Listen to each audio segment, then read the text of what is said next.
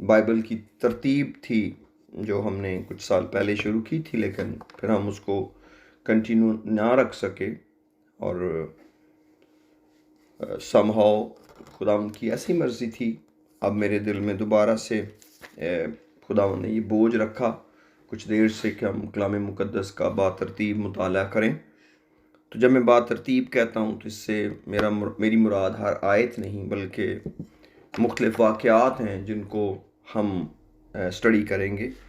और अब की बार हम सबसे ज़्यादा फोकस जंगों को करेंगे जो पुराने अहदनामा के अंदर लड़ी गई।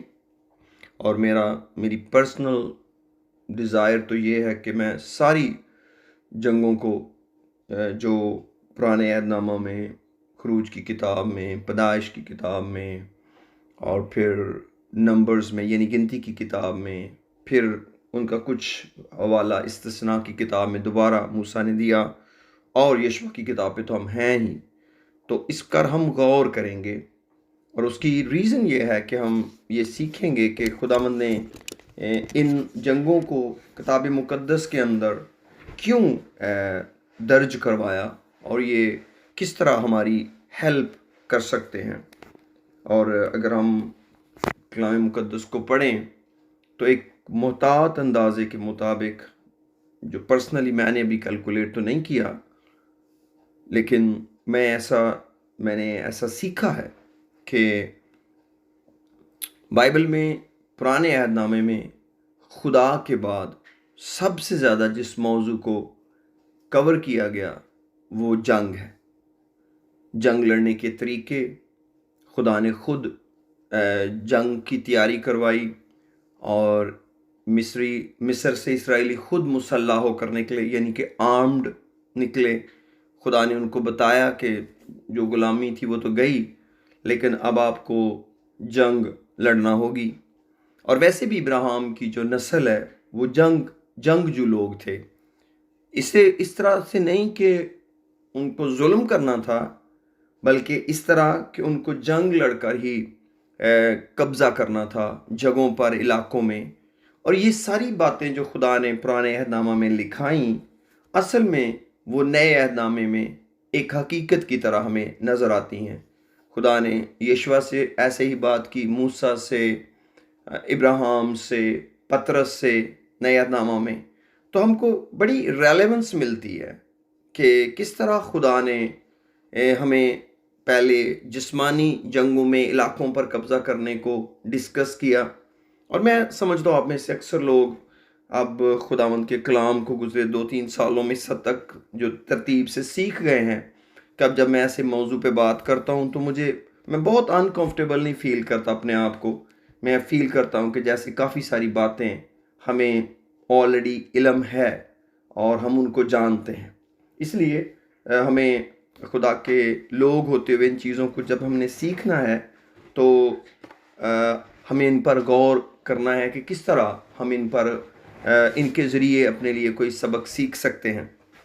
तो आज मैं चाहता हूँ कि हम यशवा के दौर में जब वो यरदन पार यानी कि मुल्क किनान में दाखिल हुए, और वहाँ पर हमको एक यरूश शहर का ज़िक्र मिलता है जो एक बहुत ही मजबूत शहर था, वॉल्ड सिटी था। उसके चारों तरफ डिफेंस वॉल थी और इतनी बड़ी दीवार के उसके ऊपर एक कमरा बना हुआ था राहब का, और एंड सो ऑन के और इतनी यानी उस शहर की मजबूती थी। और वहीं से ही खुदा ने अपनी फतह को शुरू किया, क्योंकि खुदा इसराइल के साथ खुद जंग लड़ा करता था, यानी साथ मिलकर। क्योंकि कोई भी जंग इसराइलियों ने खुद से नहीं लड़ी, बल्कि हमेशा खुदा ने उनको लीड किया। और जब भी उनके बीच में खुदा नहीं था वो कभी जंग जीते नहीं। उनको एग्जैक्टली खुदा की डायरेक्शन को फॉलो करना पड़ा, तभी जाकर वो जीत सके। कोई भी जंग खुदा ने उनको उनके ओन से नहीं लड़ने दी, या एक ही जंग दूसरी दफ़ा नहीं लड़ने दी कि एक तरीका एक जंग में इस्तेमाल किया हो तो दूसरी जंग में फिर वही तरीका इस्तेमाल कर लिया हो। अभी आपको शायद ये थोड़ा सा एक मजमून थोड़ा सा ड्राई फील होगा, थोड़ा सा खुश्क मजमून लगेगा, लेकिन कुछ देर के बाद आपको एहसास होने लगेगा कि कलाम मुकद्दस में जो कुछ भी लिखा गया है वो हमारी हमारी तालीम के लिए लिखा गया है। जैसे इस्तिश्ना की किताब के अंदर लिखा है कि गैब का मालिक तो खुदावंद हमारा खुदा ही है, लेकिन जितनी बातें लिखी गई हैं वो हमारे और हमारी औलाद की तालीम के लिए हैं। तो इसी तरह का हवाला हमें रोमियो के अंदर भी मिलता है कि जो लिखी हुई बातें हैं वो हमारी तालीम है, इसलिए हमें सारी लिखी हुई बातों पर गौर करना बड़ा ज़रूरी है। अगर हम उन पर गौर करेंगे तो हमें बहुत कुछ सीखने को मिल सकता है। अगर हम बाइबल मुकद्दस में देखें और पहली जंग को ही देखें जो इब्राहिम ने लड़ी, लेकिन दरअसल एक जंग अदन में भी लड़ी गई, क्योंकि जब लूका की इंजील में यीशु मसीह की आजमाइश हुई तो वहां पर इब्लीस ने बताया कि ये सारा कुछ मुझे दिया गया है, ये सारी शान और शौकत मुझे दी गई है। यानी कि आदम और हवा इसको मुझे हार गए हैं, मेरे आगे हारे थे, क्योंकि जो कुछ यीशु मसीह को शैतान ऑफर कर रहा था ये सारा कुछ तो खुदा ने अदन में आदम और हवा को दिया हुआ था कि जाओ ज़मीन को, मैं चाहता हूँ इसको निकाले ज़रा ज़बानी बातों से, ये ज़्यादा बेहतर है कि हम इसको ऊपर से पढ़ते हैं। हम पैदाइश की किताब में आते हैं और उसका पहला बाब और उसकी हम पढ़ेंगे 26वीं आयत। और ये छठा दिन है और खुदा ने इंसान को बनाया इसमें। आप जानते हैं 6 दिनों में खुदा ने सारी कायनात को बनाया और 7वें दिन उसने आराम किया। 26वीं आयत कहती है, फिर खुदा ने कहा कि हम इंसान को अपनी सूरत पर अपनी शबीह की मानंद बनाएं और वो समंदर की मछलियों और आसमान के परिंदों और चुपायों और तमाम ज़मीन और सब जानदारों पर जो ज़मीन पर रेंगते हैं इख्तियार रखें। तो यहाँ पर जब खुदा ने हम कहा तो खुदा का लश्कर इससे मुराद है, जिसका हमें अयूब के अंदर हवाला मिलता है। लेकिन बहुत बड़ी दुनिया की आलमों की तादाद है जो ये कहती है कि ये खुदा की प्लूरैलिटी को जाहिर करता है, कि खुदा अपने आप को प्लूरल यानी कि जमा के सीगा में यहाँ पर बयान करता है। और ये एक सिंगल वर्स है जो इस तरह लिखी गई है, लेकिन अगर हम इसकी अगली ही आयत पढ़ें तो हमें अंदाज़ा होगा कि ये खुदा की प्लूरैलिटी की बात नहीं हो रही, क्योंकि अगर खुदा ने वहाँ अपने आप को हम कहा है तो 27वीं आयत में खुदा ने अपने आप को अकेले जाहिर किया है। तो इसको पढ़ते हैं ऊपर से। और खुदा ने इंसान को अपनी सूरत पर पैदा किया, खुदा की सूरत पर उसको पैदा किया, नरो नारी उनको पैदा किया। लिखा है, अगर हम इसको इंग्लिश में पढ़ेंगे तो और भी इजी से हो जाएगा समझना, तो मेरा ख्याल है इसको वहाँ से पढ़ लेते हैं ताकि ये मैं इसको इसकी प्लूरैलिटी को थोड़ा सा डिस्कस कर सकूं। ये मेरा मजमून नहीं है, मैं यहाँ ज़्यादा देर नहीं रुकूंगा और ना ही मैं किसी के थॉट को चैलेंज करना चाहता हूँ, क्योंकि ये मुराद नहीं है। अगर कोई डिफरेंट तरीके से सोचता है तो इसमें कोई ऐसी बात नहीं है, लेकिन मैं चाहता हूँ कि हमें इस पर गौर करना चाहिए। मैं निकाल लिया।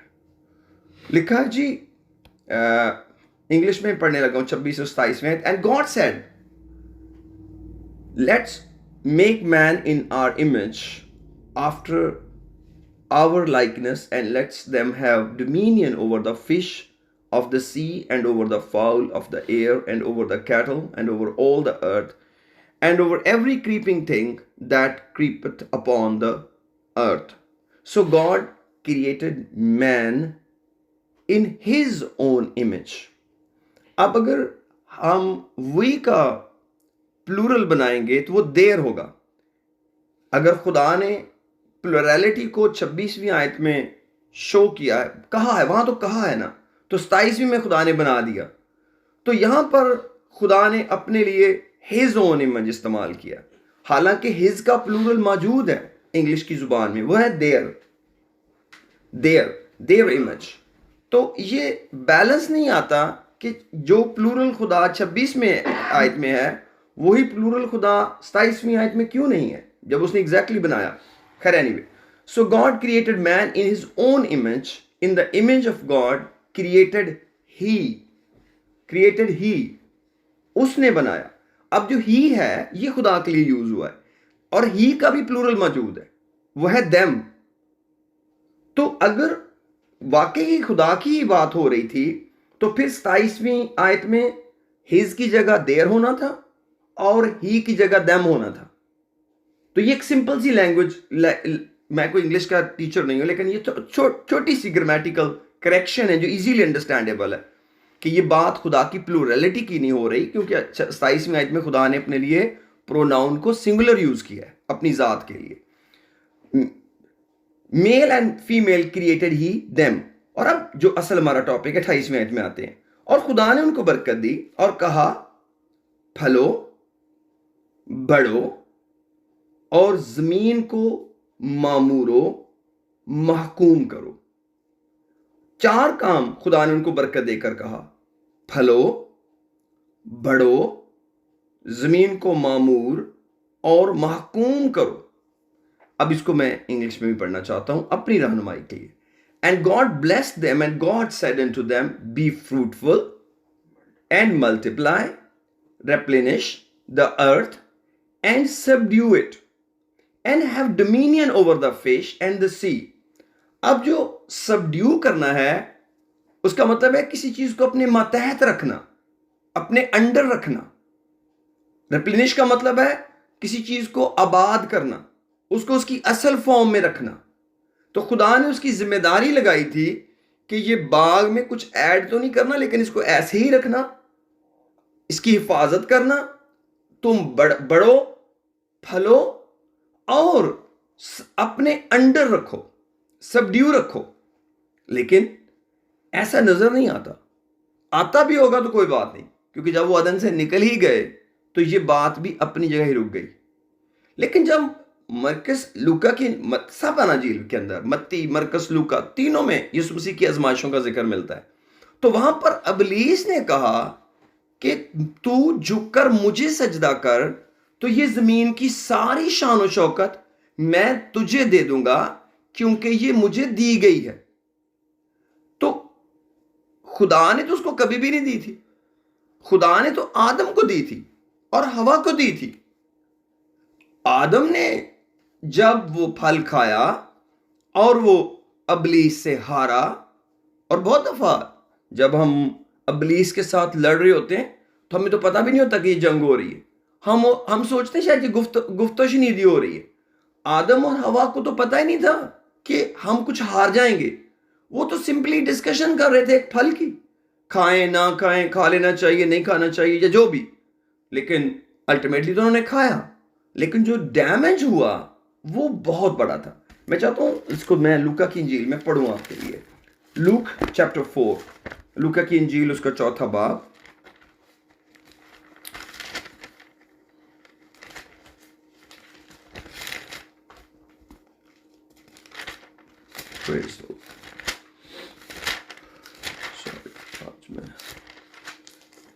लिखा है, मैं इसकी सारी आयतें नहीं पढ़ूंगा।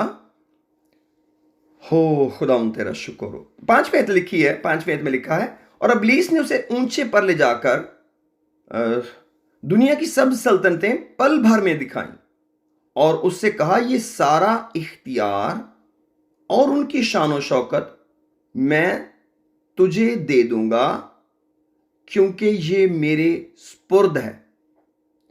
अब ये जो लिखा ना, ये जो मेरे स्पुर्द है, इसका मतलब है ये मुझे मेरे ताबे की गई है, थी नहीं, ये मुझे दी गई है, ये मेरे स्पुर्द है और जिसको चाहता हूं देता हूं, क्योंकि अब मेरे कंट्रोल में है, अब मैं इसको बांटता हूं आगे। और यीशु ने क्या कहा? यीशु ने जवाब में उससे कहा, लिखा है तू खुदावंद अपने खुदा को सजदा कर और सिर्फ उसी की इबादत कर। तो मेरे अजीजों, ये हमें दो आयतें ऐसी मिलती हैं जिसमें हमें आदम का जो लॉस है वो नजर आता है। और फिर इब्रानियों का मुसन्नफ इसको दोबारा से डिस्कस करता है जब यीशु मसीह दुनिया में आए, कि किस तरह यीशु मसीह ने जो इख्तियारात थे उनको अपने ताबे किया। फिर कुलसियों के खात में भी इसका जिक्र मिलता है कि खुदावंद यीशु मसीह ने दूसरा आदम जब बनकर आया तो उसने वो सारा इख्तियार वापस ले लिया। वो सब कुछ जो आदम हारा था यीशु मसीह उसे जीत गया। जैसे आदम मौत को लेकर आया, ऐसे ही दूसरा आदम यानी यीशु मसीह जिंदगी को लेकर आया। एक की वजह से गुनाह दुनिया में आया और मौत आई, एक की वजह से रास्तबाजी और जिंदगी आई। तो खुदा ने एक इंतजाम कर रखा था कि वो इंसान के साथ अपनी रिफाकत को बरकरार रखेगा, क्योंकि खुदा ने अदन के अंदर इंसान से फेलोशिप करनी थी और खुदा ठंडे वक्त में आदम से बातें करता था। लिखा है cool off the day, Urdu की बाइबल मुकद्दस तो लिखी है ठंडे वक्त में। तो वक्त से तो बात नहीं बनती।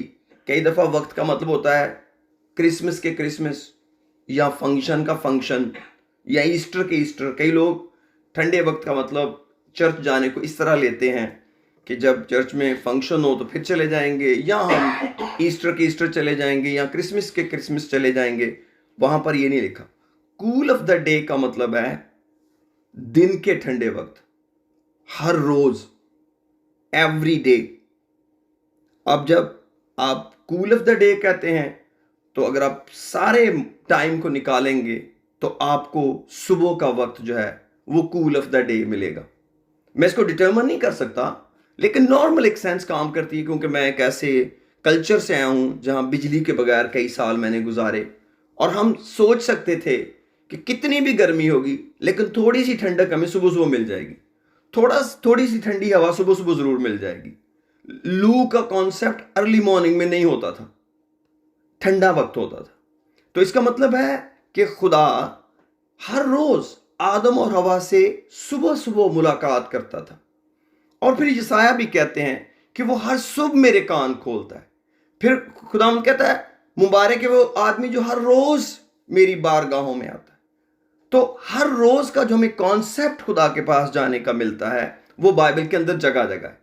तो इसका मतलब है जो अदन है यहां पर भी खुदा हर रोज आदम और हवा से मुलाकात करता था ठंडे वक्त में। इसलिए अगर आपको खुदा तौफीक दे तो सुबह के वक्त की इबादत यानी खुदा के साथ गुजारा हुआ वक्त कभी ना मिस करें। ये हाँ आपकी ड्यूटी का मसला है, नहीं मैनेज हो रहा, कोई बात नहीं, लेकिन अपनी प्रायोरिटी में इसको डालें कि आपने सुबह सुबह उठकर खुदा के साथ फेलोशिप करनी है। और खुदा ने इमसाल की किताब में, मुझे हवाला सही से याद नहीं, कलाम में लिखा जो सुबह सवेरे उठकर अपने दोस्त के लिए दुआएं खैर करता है उसके लिए ये लानत महसूब होगी।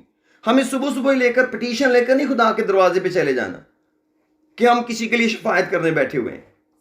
अगर बच्चा बीमार हो गया कोई बात नहीं, दुआ हो सकती है, लेकिन दुआएं खैर का मतलब है आप किसी का भला चाह रहे हैं नहीं। वो वक्त खुदा के साथ गुजारें, खुदा की तमजीद करें, खुदा की प्रस्तश करें, खुदा के बड़े कामों का बयान करें, खुदा के साथ फेलोशिप करें, क्योंकि वो खुदा को पसंद है। अब मेरे एक बहुत प्यारे उस्ताद दोस्त भाई कहते हैं कि लिखा है कि मलाकी के बाद 400 साल तक गैप है, यानी कि 400 साल तक खुदा ने किसी आदमी को नहीं भेजा और खुदा खामोश रहा। उन्होंने आलमों ने बनाई खामोशी के साल दिया है, यानी कि मत्ती की इंजील और मलाकी की किताब के बाद बीच में 400 साल का गैप है तारीखी तौर पर, सालों के हिसाब से। ठीक बात है, लेकिन हर रोज बात करने वाला खुदा 400 साल तक कैसे खामोश रहा? उसकी रीजन क्या है?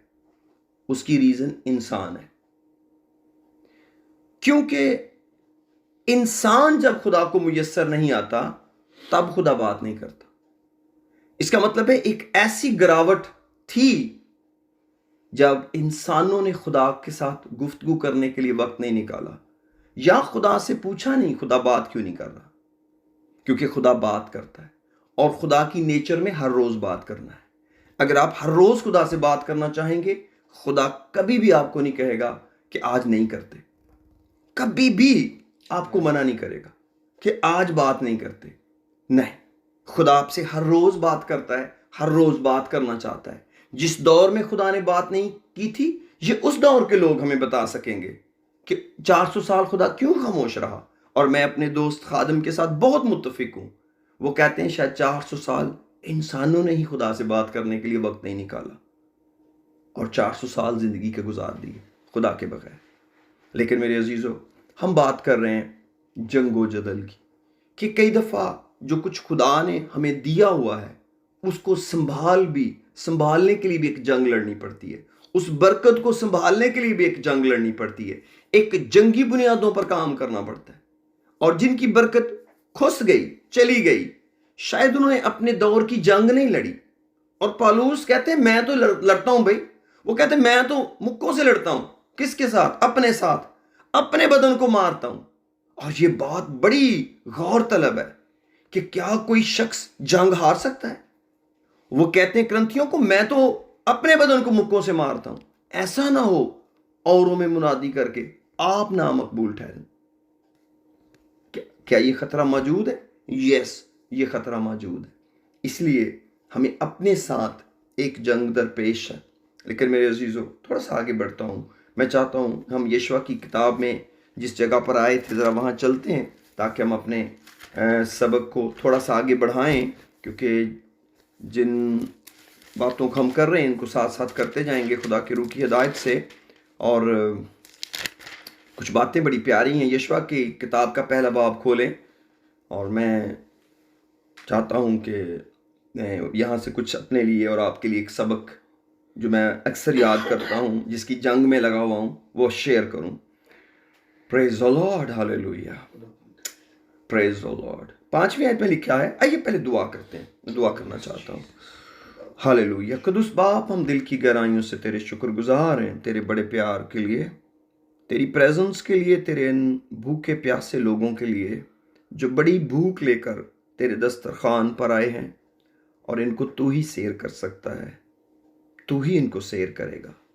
बड़ी बरकत दे, मेरा मुंह बंद, लफ्ज़ों की तरतीब दे, यीशु के नाम में, आमीन, आमीन। और पहले बाब की मैं पढ़ने लगा हूँ 5वीं आयत से। You got the point. लिखा है तेरी जिंदगी भर, खुदा कह रहा है यशवा को, खुदा बात कर रहा है। और पहली आयत पढ़ के आपको बताता हूँ कि कौन बात कर रहा है। और खुदावंद के बंदा मूसा की वफात के बाद ऐसा हुआ कि खुदावंद ने उसके खादिम नून के बेटे यशवा से कहा, मेरा बंदा मूसा मर गया है, सो अब तू उठ और इन सब लोगों को साथ लेकर इस यर्दन के पार, दरिया यर्दन के पार उस मुल्क में जा जिसे मैं यानी बनी इसराइल को देता हूं। जिस जिस जगह तेरे पांव का तलवा टिके, उसको जैसा मैंने मूसा से कहा मैंने तुमको दिया है। बियाबान और उस लुबनान से लेकर बड़े दरिया यानी दरियाए फरात तक, हित्तियों का सारा मुल्क और मगरब की तरफ बड़े समंदर तक तुम्हारी हद होगी। 5वीं आयत जो ब्रदर सैमुअल अभी बता रहे थे। तेरी जिंदगी भर कोई शख्स तेरे सामने खड़ा ना रह सकेगा। जैसे मैं मूसा के साथ था वैसे ही तेरे साथ रहूंगा। मैं न तुझसे दस्तबरदार हूंगा और ना तुझे छोड़ूंगा। सो मजबूत हो जा और हौसला रख, क्योंकि तू इस कौम को उस मुल्क का वारिस कराएगा जिसे मैंने उनको देने की कसम उनके बाप दादा से खाई। तू फकत मजबूत और नहायत दिलेर हो जा कि एहतियात रखकर उस सारी शरीयत पर अमल करे जिसका हुक्म मेरे बंदा मूसा ने तुझको दिया। उससे ना दाहिने हाथ मुड़ना ना बाएं, ताकि जहां कहीं तू जाए तुझे खूब कामयाबी हासिल हो। शरीयत की यह किताब तेरे मुंह से ना हटे, बल्कि तुझे दिन और रात इसी का ध्यान हो, ताकि जो कुछ इसमें लिखा है उस सब पर तू एहतियात करके अमल कर सके, क्योंकि तभी तुझे इकबालमंदी की राह नसीब होगी और तू खूब कामयाब होगा। 9वीं आयत कहती है, क्या मैंने तुझको हुक्म नहीं दिया? सो मजबूत हो जा और हौसला रख, खौफ न का और बेदिल ना हो, क्योंकि खुदावन तेरा खुदा जहां जहां तू जाए तेरे साथ रहेगा। Praise the Lord. एक बड़ा खूबसूरत गीत भी इस पे गाया जाता है, हमारे चर्च में बहुत ही गाया जाता है और मुझे वो बहुत पसंद भी है। मूसा के यशवा को जो खुदा ने वादा दिया, आपको पता है उस गीत का, अक्सरों को पता है, हम सैमुअल साहब गाते रहते हैं और मेरी बेटियां भी गाती हैं।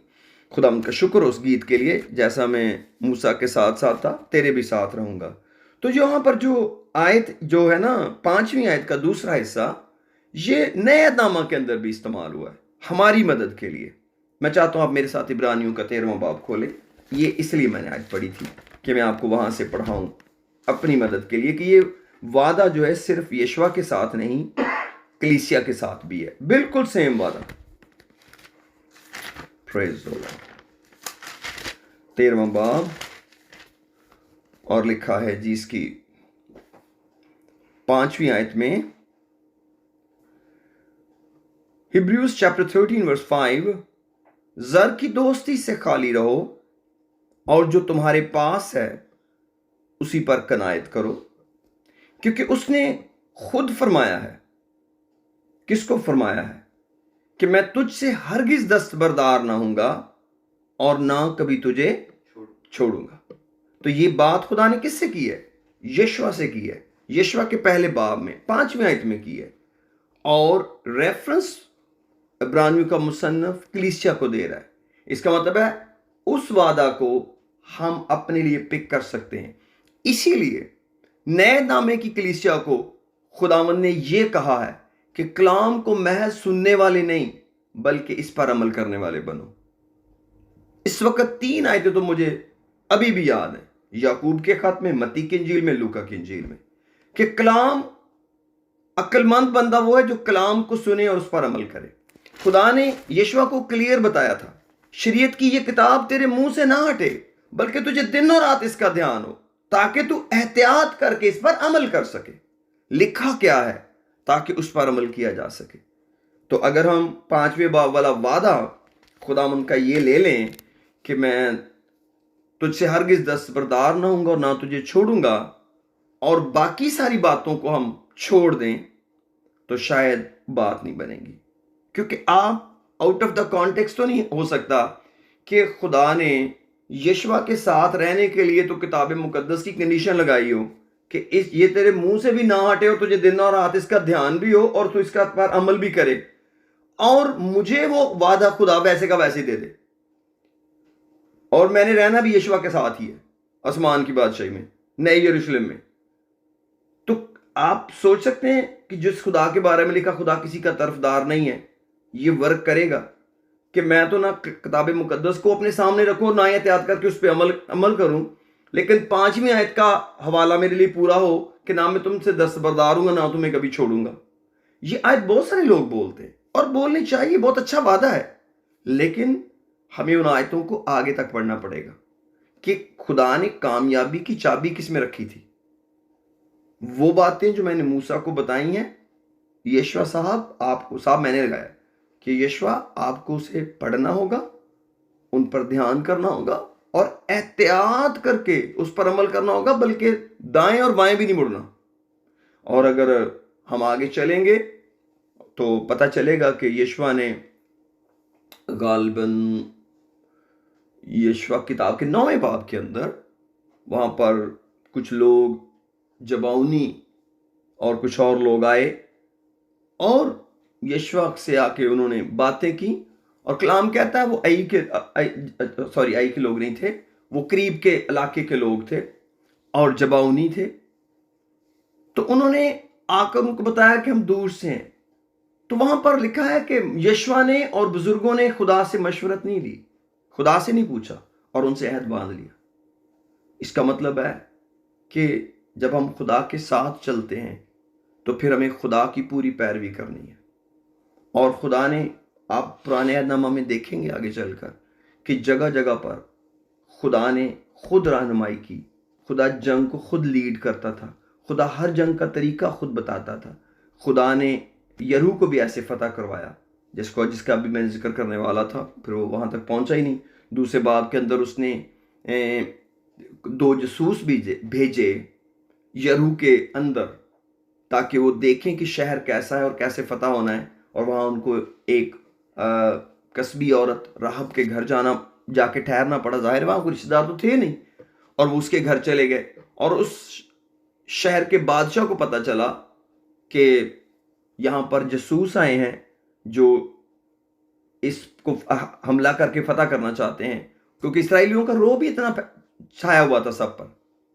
और उस औरत ने उन दोनों जासूसों को बचा लिया और उसने उनसे वादा लिया कि जब तुम इस शहर पर कब्जा करोगे तो फिर यरू पर, तो फिर मेरा खानदान और मुझे ज़रूर बचाना।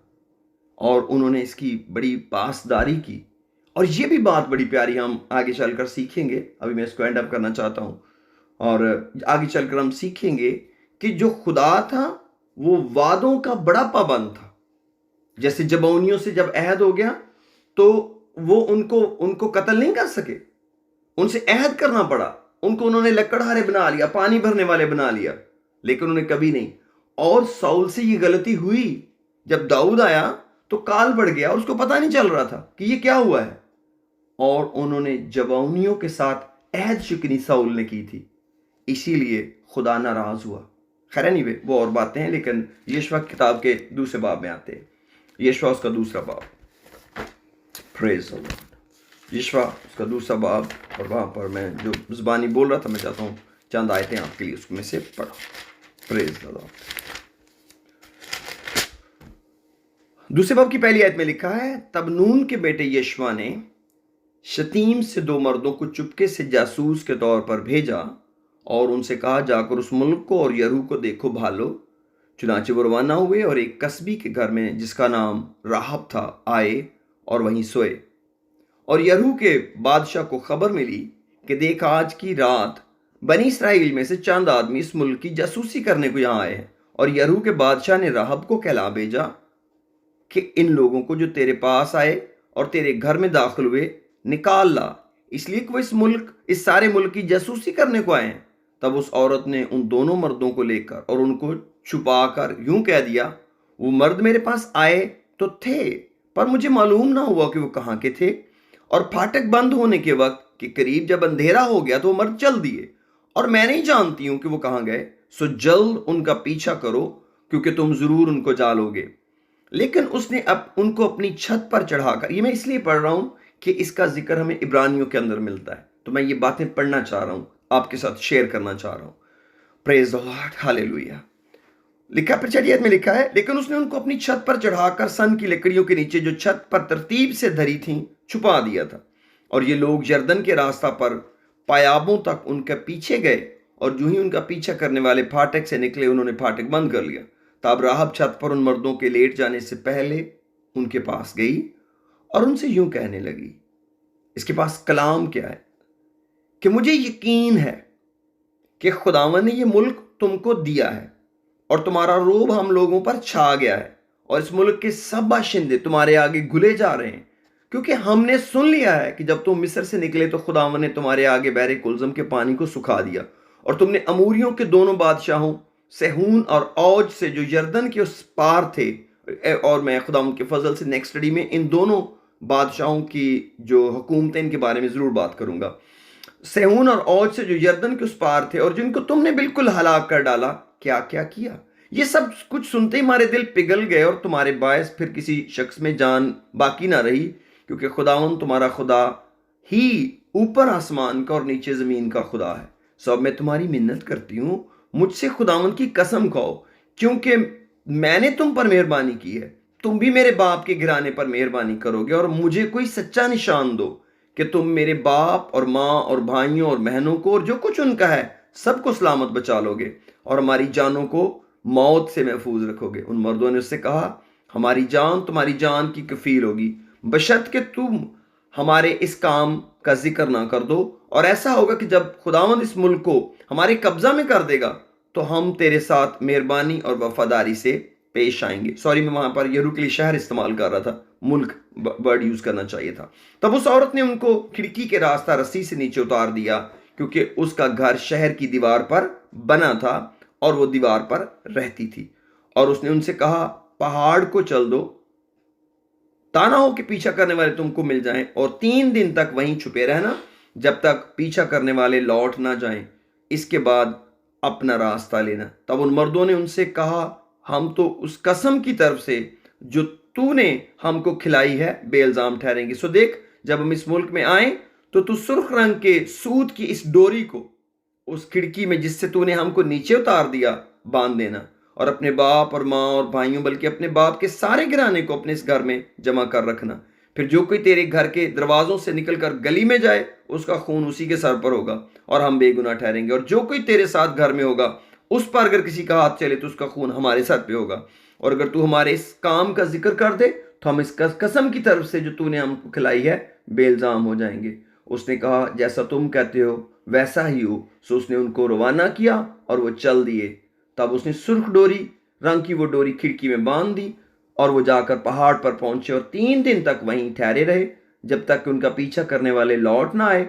और उन पीछा करने वालों ने उनको सारे रास्ते ढूंढा पर कहीं ना पाया। फिर ये दोनों मर्द लौटे और पहाड़ से उतर कर गए और नून के बेटे यशवा के पास जाकर सब कुछ जो उन पर गुजरा था उसे बताया। और उन्होंने यशवा से कहा, यकीनन खुदाम ने वो सारा मुल्क हमारे कब्जे में कर दिया है, क्योंकि उस मुल्क के सब बशिंदे हमारे आगे गुले जा रहे हैं। आमीन। तो मेरे अजीजों, ये है यरू की कहानी, और आगे चलकर हम देखेंगे कि 30 बाब में नेक्स्ट स्टडी में कि किस तरह यरू को फतह किया गया 7 दिन के अंदर। तो ये खुदा का तरीका था जंग का, और जंग के ही बारे में हम सीख रहे हैं। लेकिन आइए अपने सरों को झुकाते हैं।